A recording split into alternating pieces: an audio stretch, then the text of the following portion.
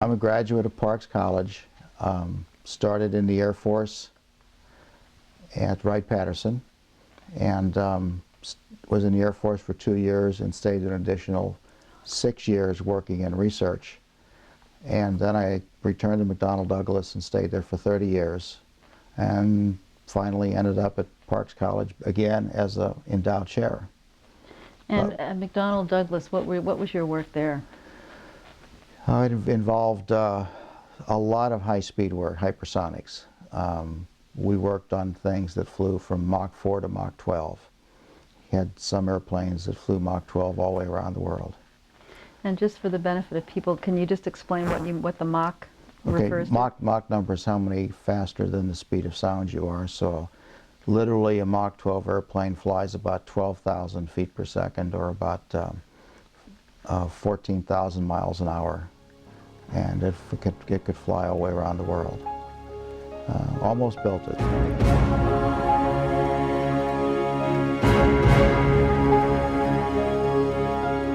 One of the more interesting nights I had was one of the things I did, of course, when you're a lieutenant in the Air Force, is you get these wonderful assignments like your office, the assistant officer of the day. One night I was the assistant to the head officer of the day over at Patterson Field, and we had 151 phone calls come in of objects flying down interstate, well at that time US 40, then turning at Columbus and going up to Detroit. And these were state policemen, some doctors that were up late at night, all kinds of people that reported seeing us. We had radar tracks on them, had airliners call in that they had seen them. Very, very interesting. And each one that called in, I had to run over to FTD and take the thing over, and if I didn't get back in time and the poor colonel got awoken by the next call, I got bawled out. But that was a very interesting night. And these guys, as I say, were not, people who weren't used to seeing evidentiary sites and things like that. I mean, they were very clear descriptors of what they saw. Probably more than half of my career, I was in projects that were classified or compartmentalized. Can you describe how that process works? Well, generally, you have to, depending on the level of the compartmentalization and the secrecy level, you have to go through a fairly significant background check. It takes between 6 months to a year to get the background checks.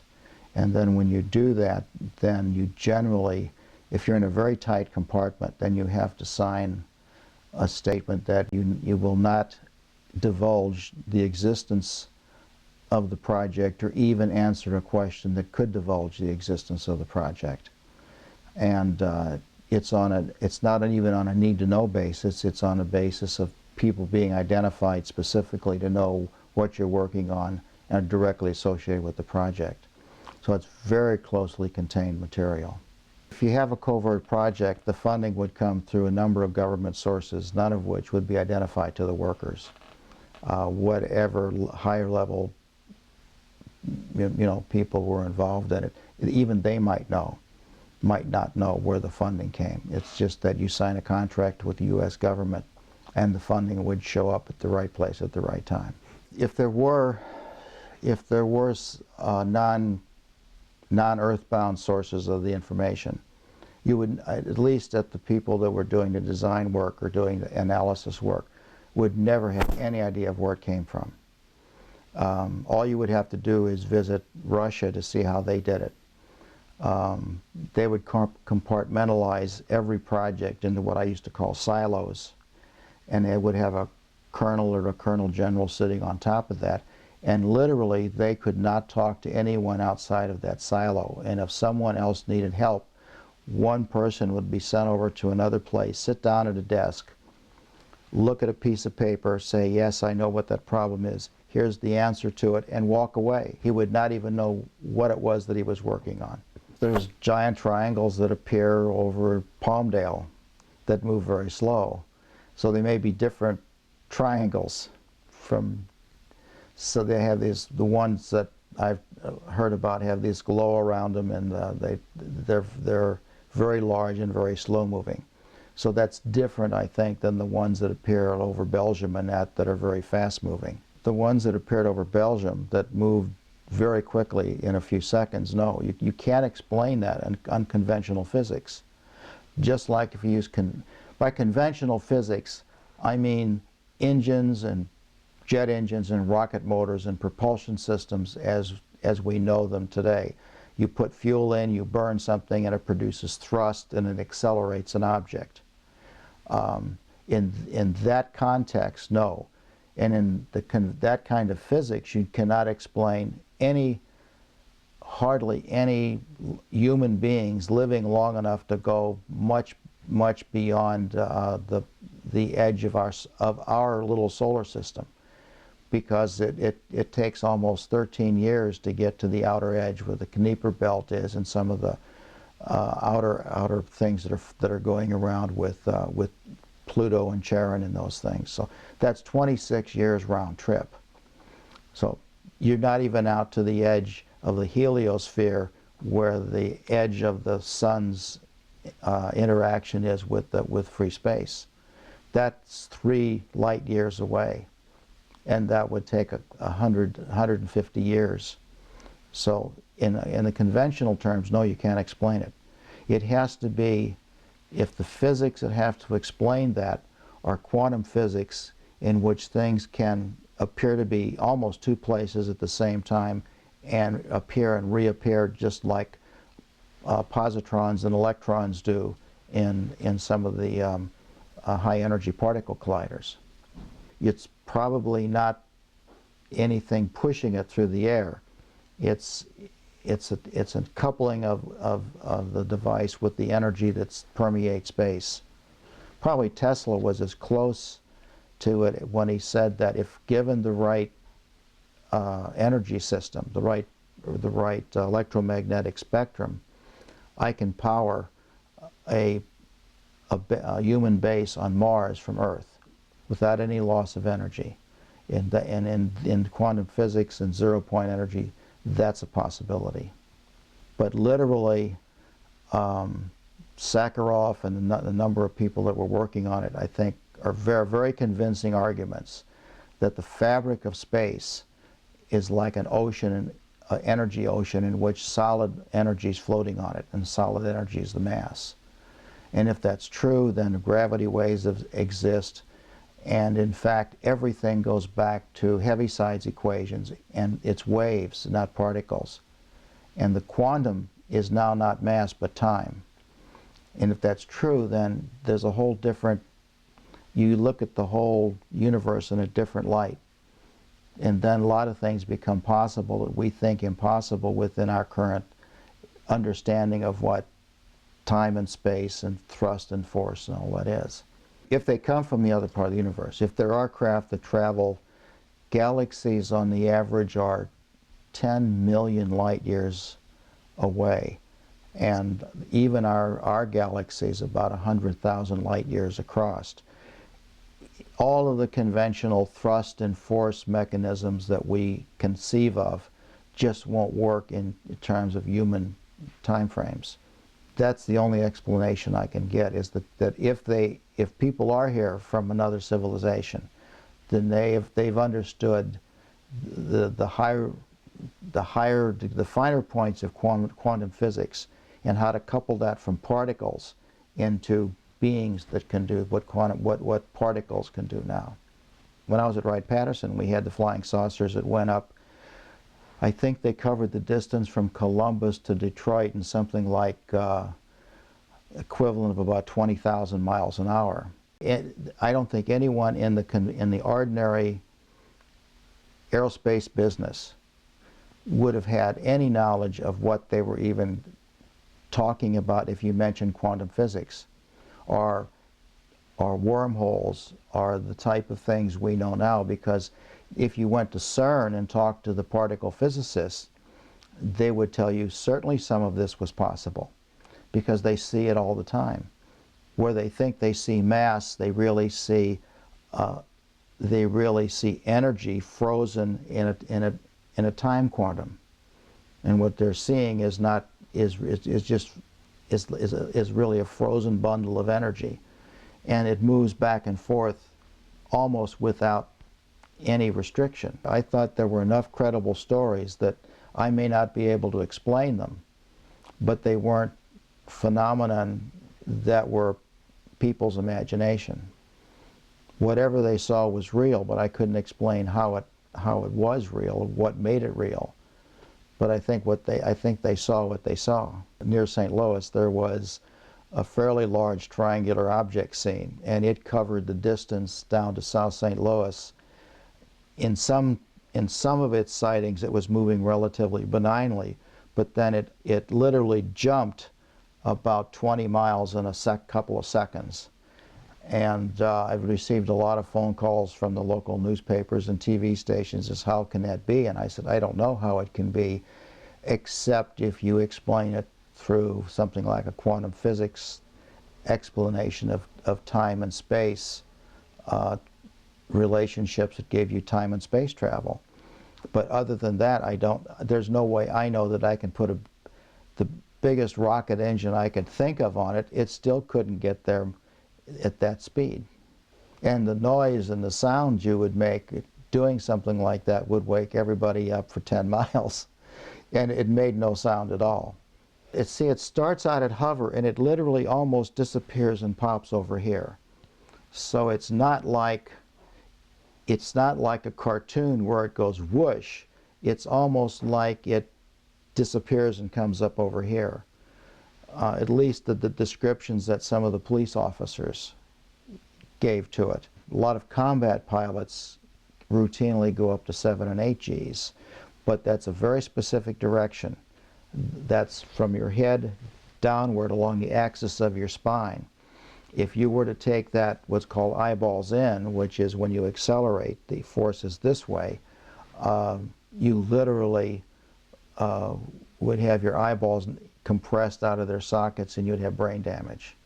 So the Gs to do that might be in the level order of 1,000 Gs. So no, that's not physically possible for any, even insects, to take that level of acceleration, even over a short period of time. You might get, in an automobile accident, you might get 100 to 150 Gs, and that's when the car is completely crushed.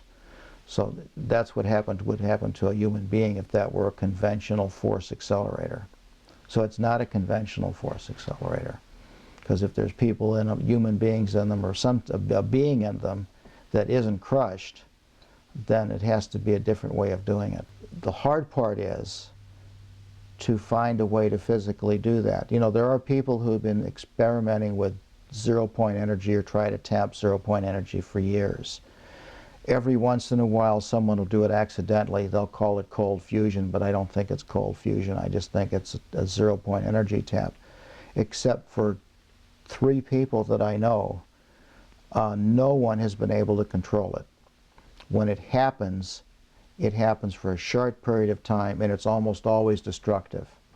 It's like drilling a hole in the base of Grand Coulee Dam, and all of a sudden this jet of water comes out that literally has enough pressure to cut you in half. Without a valve on it, you can't shut it off. There's one guy that a friend of mine actually visited in Ann Arbor, Michigan, that was, I consider, a mathematical genius that actually figured out a way to control it. He was so paranoid, he divorced his wife, left his wife and children, and went in hiding, because he was terrified that someone would kill him for the knowledge that he had, the ability to tap this whenever he chose to and control it. We don't know where we haven't seen him in 5 years. I don't know where he is. You know, right now today you've got an energy problem with the price of oil. What do you think would happen if you introduced an ability to tap? Zero-point energy represents about 40 to 50 megawatts of power per cubic inch of space. That's a lot of power. That's 4,600 million watts of power. And if you could tap it at will, then no one would have to sell gasoline or oil anymore. You would just tap into it. It it would be like taking and going out to the Great Lakes and taking out one drop and using it. You'd hardly miss it. And since it permeates the whole universe and it continually fluctuates as the matter and antimatter interact, it's not like it's a steady lake. It's a pool the size of the universe. So you'd never, for what we would use it for, you'd never even miss it.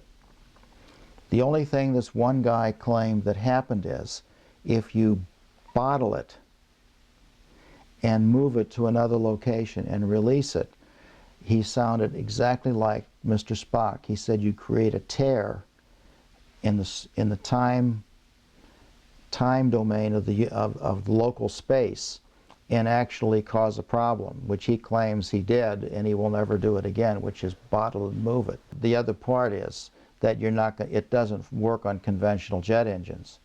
One has to create an actual zero-point energy engine to do that. This one guy in Ann Arbor, Michigan had one running in his basement, not connected to any power source whatsoever, sitting in the middle of a table, and it had been running for a year. Yeah, of the ones I've seen, now they might be able to make an engine that would drive an automobile, or they might make a motor that would drive a pump for a well in Africa somewhere, or a generator to power a village. But none of them would have even the inkling of how you would build a ship the size of a football field and make it move at the speeds that apparently it moved. And speed's actually the wrong word. What appeared to be changing in location in very rapid times. Because conventionally we think of this as speeding through space, but what if it really acts like some of the high energy particles at CERN? They really transfer into energy and reappear over here, and there was no mass that went anywhere, because all mass is solid energy. And if you find a way to move back and forth with that, the conventional wisdom is that a complex organic structure like us cannot transfer back and forth from energy to solid, but that's because we've never seen it done. What you represent is solid energy. Now, what you see, you think you're solid, right?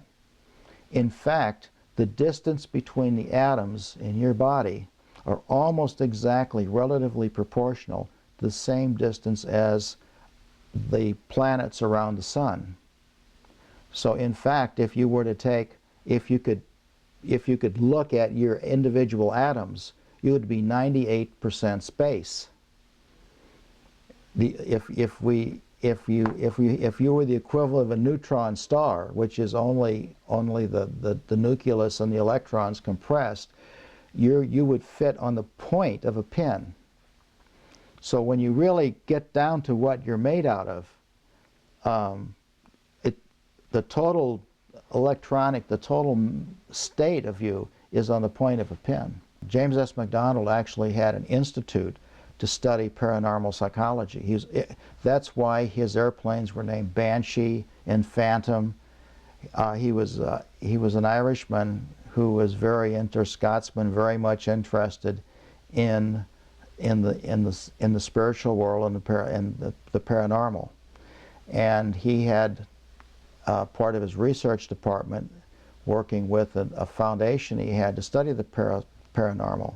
And the great Randy, the magician, infiltrated his organization and actually for about 6 months did sleight of hand experiments to get him tied to this, that there was something really there, and then he discredited him. The head of the research department would not even talk about anything related to this. In fact, the guy in Ann Arbor that had the zero-point energy machine actually came to McDonnell Douglas. He and a couple of his partners came in. They were going to talk about this funny hydrogen motor that they had. And I got invited to the meeting. And about halfway through it, I just said, guys, you've got a zero-point energy machine. Why don't you admit it? And the head of the research department, who he thinks, quote, was discredited with put off, when they did, Randy did this, had the guards come in and escort them off the plant, because he was just so terrified of this. He thought it was pseudoscience, and I said, it's not pseudoscience, it's just beyond what we know right now. But anyway, Randy would always say, I can't measure it. And what I would say is, I'm going to give him a ruler, and I'm going to say, now I want you to measure the diameter of an atom, or I want you to measure, what's the distance between quarks, and the answer is, well, that device isn't useful for doing that. So when he talks about radio instruments and electrodes and probes and says, well, I can't measure anything parapsychological, he may not know what is parapsychology. How do you measure it? The only people that I know that have come close are the Russians and their parapsychology institutes, most of which are all now defunct. But they had some very interesting twins that they were doing experiments with, that they could find ways that they were measuring something was occurring between the two of them in their brains, so they could actually know what the other one was thinking. And it's utterly amazing as to the spectrum of electromagnetics that are going on inside the brain.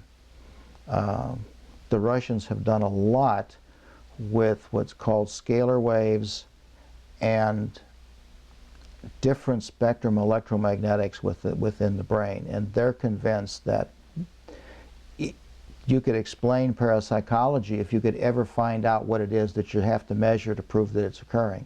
But they just got to the edge of perhaps measuring something, but they really quite weren't sure what to do or how to do it. It's all based on physics, but maybe you haven't got, maybe it is scalar waves. If it's scalar waves, then you're in a whole nother avenue of physics which are very controversial. Tesla was very, very much into those. The difficulty with Tesla is that when he passed away, J. Edgar Hoover came in and confiscated almost everything. When his maid discovered him dead, she didn't discover him dead. She discovered 5 FBI agents in his room pilfering everything, and he was laying on the bed dead. His nephew sued the U.S. government and won back, theoretically, all of his equipment, experiments, and records. There were theoretically 50 boxes. He got 45 of those in Belgrade. The other 5 are missing, and a whole bunch of stuff is missing. One of the guys did an experiment that he did in New Jersey, which was build a half-grounded antenna of a very unusual, different configuration. Everyone said it wouldn't work. But in 1934, he met one of Tesla's assistants who worked with him in New Jersey, and he says, oh, well, you're hooking up wrong here, you hook it up like this.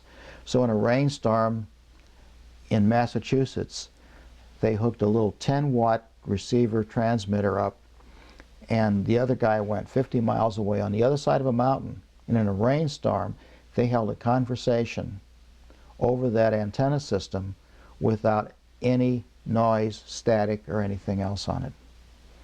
We also found a record of a submarine that was in the Mediterranean in 1917, 1918, and Tesla in New Jersey put one of these antennas in the ocean, right off the coast and on the shore. And he's holding a conversation with the captain of the submarine. And one of the guys actually dug out of the Navy records the log of the submarine, and it essentially says, some idiot who's claiming he's in New Jersey talking to me must be absolutely crazy, because I know I'm 100 feet underwater and no one can be talking to me from New Jersey. And he had the matching language in his records, in his logbook, Tesla's logbook. So what was that? You know, people say, oh, it was an accident, it was a coincidence, it was an inversion of the what layer over here, you know. There are a lot of things we can't explain that people have actually done. Back when I was a young engineer at McDonnell in the 60s, We routinely designed for the Air Force and the Navy airplanes that flew at Mach 4.5 and 6. The Vietnam War interfered with most of that, but we had running engines that would fly Mach 6 easily. We actually had tested engines that would fly the Mach 12 airplanes. In fact, in 1966, a fellow by the name of Bill Escher, he's still alive working for SAIC in Huntsville, had on a test stand an engine that was, now we can't fly at Mach 8 in a wind tunnel, but we can duplicate the pressure and temperature that the engine would see if it were attached to an inlet, which is what he did. And he actually ran an engine that got within 5% of predicted performance of an airstream that duplicated Mach 8 conditions at about 120,000 feet, and it ran for about 20 minutes. That was all the air supply he had. 1966. And we were convinced we could build them then. What's fascinating is I got to see the X-33 a couple weeks ago, and they had this new breakthrough of this new shingle technology that allowed the inside of the airplane to be room temperature cold with these shingles that reflect the heat. They look exactly, now they're a little bit thinner because they have a little bit better materials, but we built exactly the same structure in '65 and tested it to Mach 12 conditions. Almost the same standoffs, a little bit more elegant than what we had because they have a little more elegant materials these days. But we were convinced we could do it then. People laugh at you and say, well, no, you couldn't, or no, it's impossible, we're not going to do that because it's risky. But no, it wasn't risky, and yes, it could be done. All it takes is a dreamer. See, can you imagine the Wright brothers if one was a lawyer and one was an accountant? Why are you going to build a stupid airplane for? It only carries one person. Who's going to buy it? What kind of profit margin are we going to get? God, we got 40% on bicycles. Why are we doing this for? Think of the liability. Everybody can sue us. It's a bad idea. Yeah, let's not do it. As long as we have that opinion, we're stuck.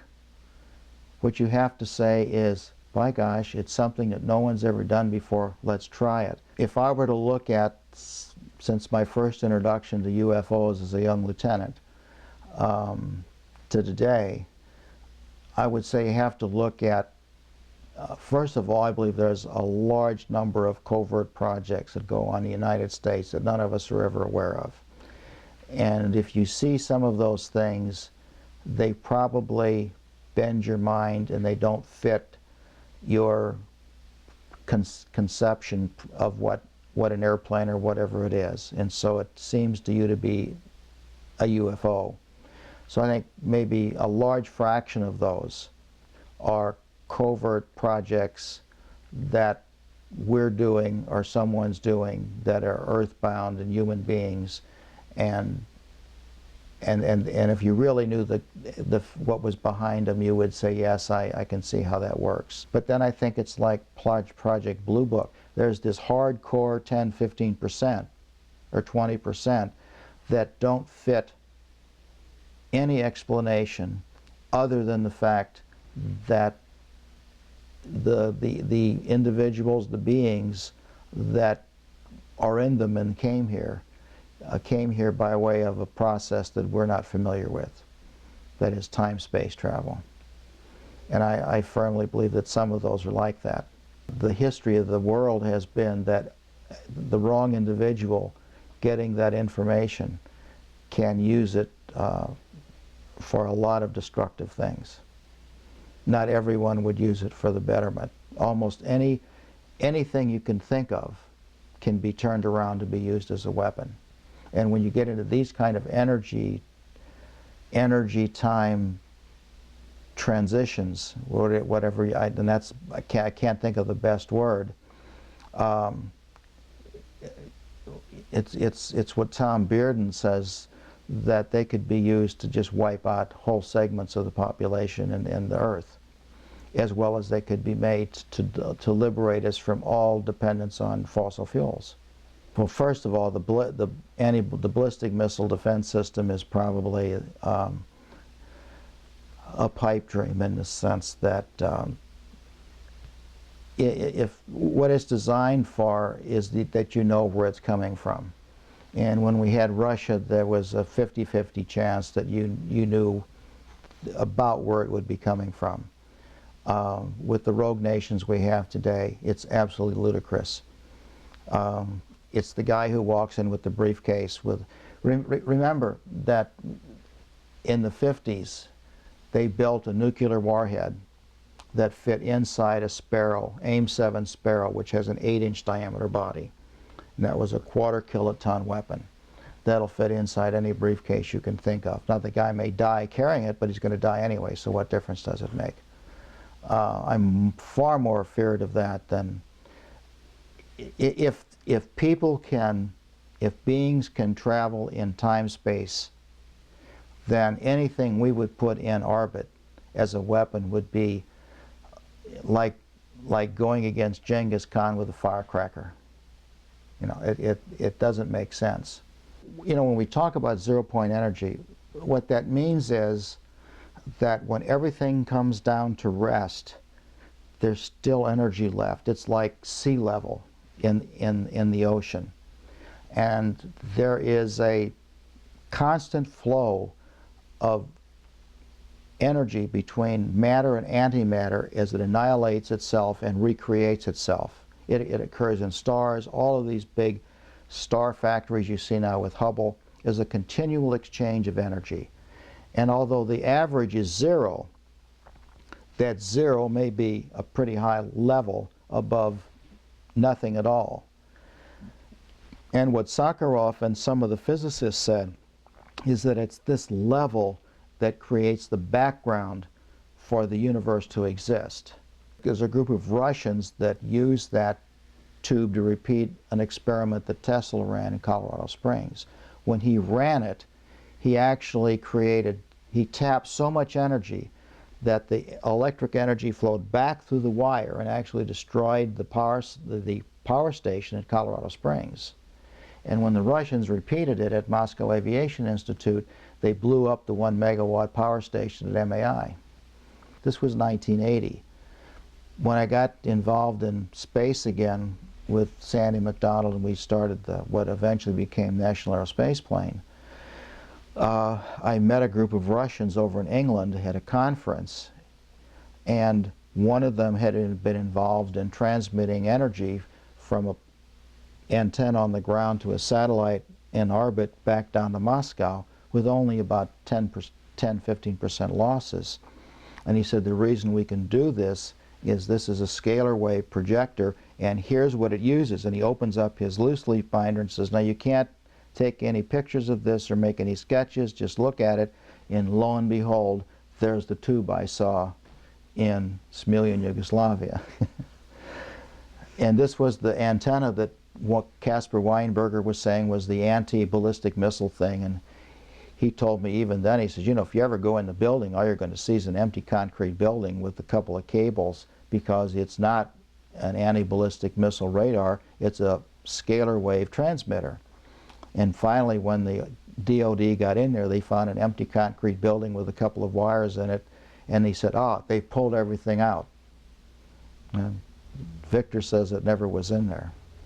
So they actually, he claims he transmitted up to 10 megawatts of power from this station to satellite to Moscow and got about 8.5 to 9 megawatts of power back received in Moscow. So they were on the verge of understanding how you do some of these unconventional things. But all of that is now gone. I don't know where he is. He lost his job. His institute disappeared. So a lot of that work just collapsed in the Soviet Union. That's the same tube that Tesla says he could transmit energy to Mars, the surface of Mars, and support a human colony, or to the surface of the moon. So once you break through that, and you actually do that, then just think of the whole. Then fuel doesn't become a problem anymore in orbit. You just use one of these tubes to generate the power directly to the right antenna, and you can fly to the moon, you can fly in orbit, you can do anything you want. I think it's like a lot of things, the people that, if there are a group of people in the world that have access to it, I don't think they know how to let go of it because they're afraid who's going to get their hands on it. Even though there'd be tremendous benefit to mankind in getting us energy sources that we wouldn't have the problems we have with today, they're also worried about that somebody could take that same energy source and do the equivalent of what they did with the coal, of instead of blowing a hole inside, just obliterating the whole ship. It's like trying to describe Casper the friendly ghost.